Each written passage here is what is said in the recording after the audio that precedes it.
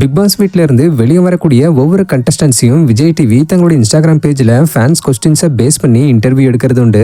அந்த வகையில big Boss season முடிஞ்சு அதுல செகண்ட் ரன்னரப்பா வந்த விக்கல்ஸ் விக்ரம சமீபத்துல இன்டர்வியூ எடுத்திருந்தாங்க. அதுல நிறைய கேள்விகள் கேட்கப்பட்டது.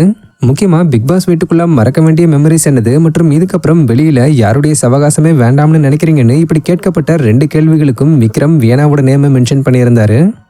மறக்க வேண்டியதுன்னா வியானா உள்ள வந்து என்கிட்ட பேசினது, மறக்க முடியாதது சுபியும் கனியும் உள்ள வந்து என்கிட்ட பேசினது. Super.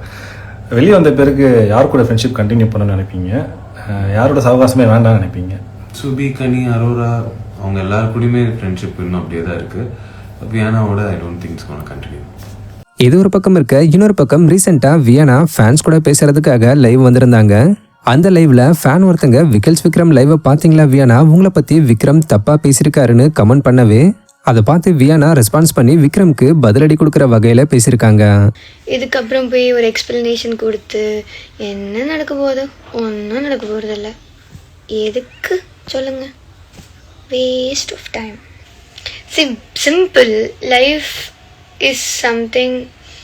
You meet people, you will close with people. Sometime அவங்கக்கிட்ட நம்மளுக்கு ஒரு டிஸ்கம்ஃபர்ட்ஸ் வரலாம். ஸோ நம்ம அங்கேயே we should not get stuck in there. லைஃப்பில் எப்பயுமே பாசிட்டிவ் திங்ஸ், நம்மளை பாசிட்டிவாக கைட் பண்ணுறவங்க, நம்மளை கீழே தள்ளி விடாமல் இப்போ வரைக்கும் அந்த விஷயத்தையே வச்சுட்டு லைஃப்பை ஓட்டுறவங்கலாம் நம்மளுக்கு லைஃப்பில் செட் ஆக மாட்டாங்க. ஒரு விஷயம் நடந்துட்டு அதுலேருந்து வெளியில் வந்ததுக்கப்புறம் அடுத்து என்ன இருக்குன்னு நம்ம பார்க்கணும், தவிர அதையே நோண்டி நோண்டி கிண்டி கிண்டி அதுலேருந்து ஃபேம் தேடுறது, அதே வச்சு பொழப்பெல்லாம் நடத்துறதெல்லாம் நல்லதுக்கு இல்லை. And then that shows them how they are. நான் எதையுமே பார்க்குறதில்ல.